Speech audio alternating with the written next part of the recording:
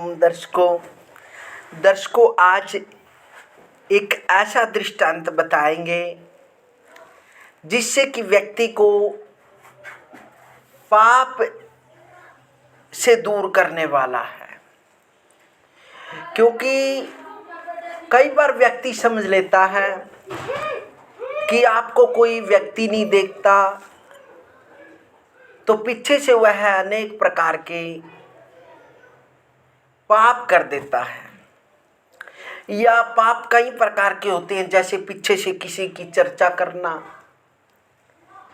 किसी की प्रति कटु वचन कहना, किसी को हीन भावना दिखाना, या किसी भी प्रकार की कुछ ऐसी भावना करना जिससे दूसरे की चर्चा बुरी हो, तो उसमें व्यक्ति पापी होता है। और आजकल तो काफ़ी देखने में आता है, जैसे हम पवित्र रिश्ते को भी एक बार मुख से बोल देते हैं किसी को, बहन, बेटी, बुआ आदि, लेकिन हमारे मन में कुछ और बुरे विचार होते हैं। वो भी एक प्रकार का मानसिक विकार है, मानसिक पाप है जो मन से सोचा हुआ है। और वाणी से बोलकर अच्छा और मन में बुरा सोचना, ये सबसे बड़ा पाप होता है बंधु। हर जगह व्यक्ति दूसरे को नीचा दिखाना चाहता है, क्योंकि व्यक्ति का ज्ञान, विद्वता सुलझा हुआ तभी है जब वो अपने से दूसरे व्यक्ति को उच्च दिखाएगा, तभी उसकी ज्ञान की परिभाषा होगी, तभी उसको ज्ञान माना जाएगा। उसके अंदर पाप नहीं छिपता।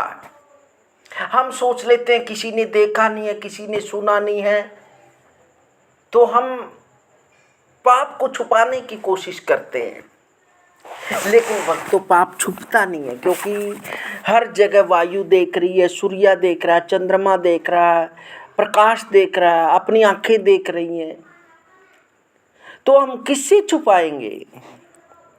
केवल एक व्यक्ति से।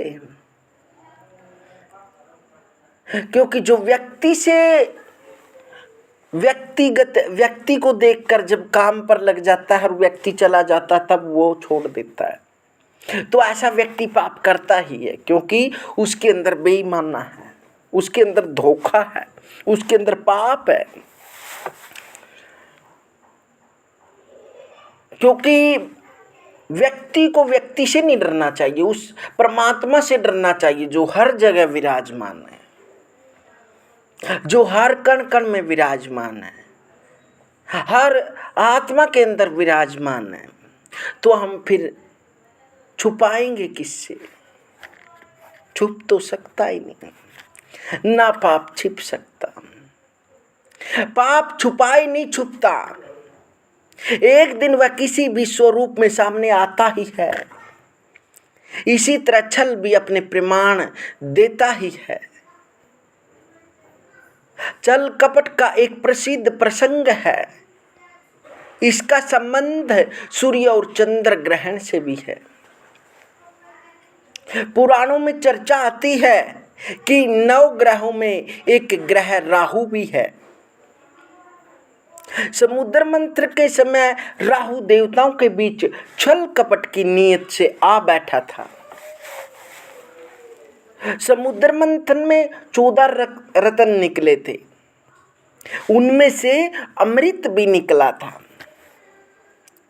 जब मोहिनी रूप धारण कर भगवान विष्णु देवताओं को अमृत पिला रहे थे, उसी समय राहु भी देवताओं जैसा रूप धारण कर छल से देवताओं की पंक्ति में बैठ गया और उनसे देवताओं के साथ साथ अमृत पान कर लिया। उसने देवताओं के साथ साथ अमृत पान कर लिया। छलिया राहु को सूर्य और चंद्रमा ने ऐसा करते हुए देख लिया।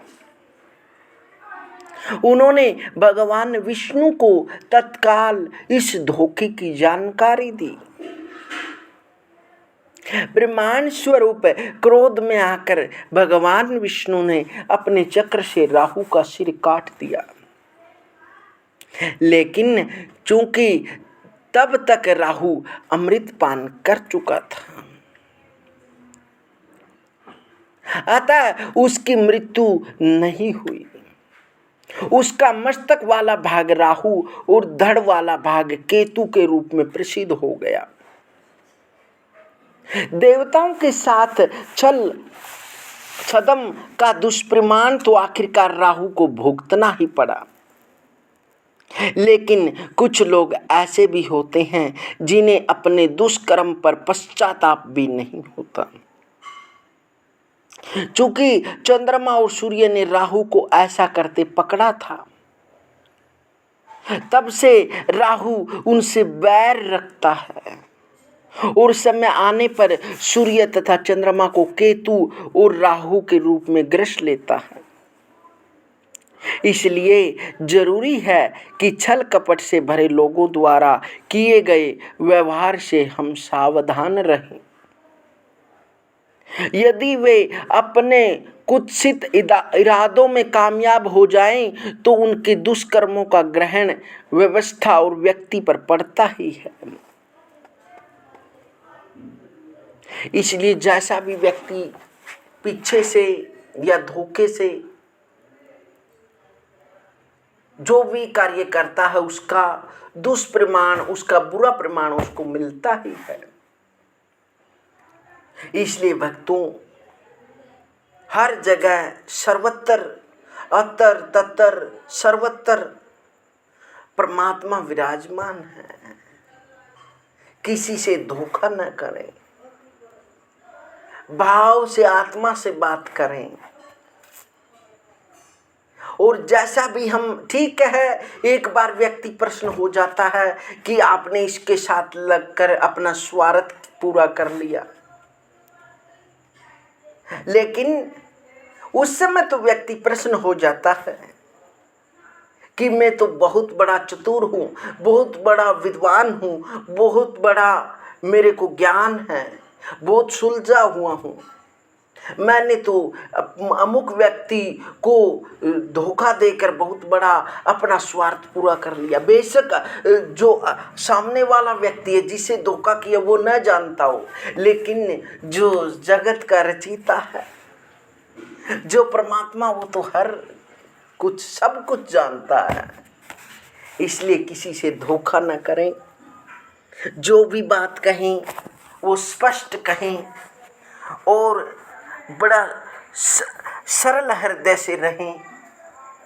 परमात्मा भी उसको, जैसे हमारे विचार होते हैं, जैसी हमारी वाणी होती है, जैसा हमारा चरित्र होता है, जैसे हमारे अंदर भावना होती है, जैसी हमारी मित्रों के प्रति हमारे जितने भी लगाव हैं, जितने भी नज़दीकी हैं, जितने भी हमारे नज़दीकी हैं, रिलेटिव हैं या अजीज हैं, तो उनसे बड़े प्रेम भाव श्रद्धा से पेश आएं, बात करें। अवश्य ही परमात्मा आपको भी उच्च विचार देगा, और जैसे विचार आपके होंगे वैसे ही आपको परमात्मा उसका फल अवश्य देगा। यदि बुरा करेंगे तो बुरा दुष्परिणाम होगा, अच्छा हो करेंगे तो अच्छा फल मिलेगा। दर्शकों, यह जानकारी आपको कैसी लगी कमेंट के माध्यम से ज़रूर बताएं। दर्शकों, मिलते हैं दर्शकों अगली वीडियो में, तब तक हरिओम हरिओम।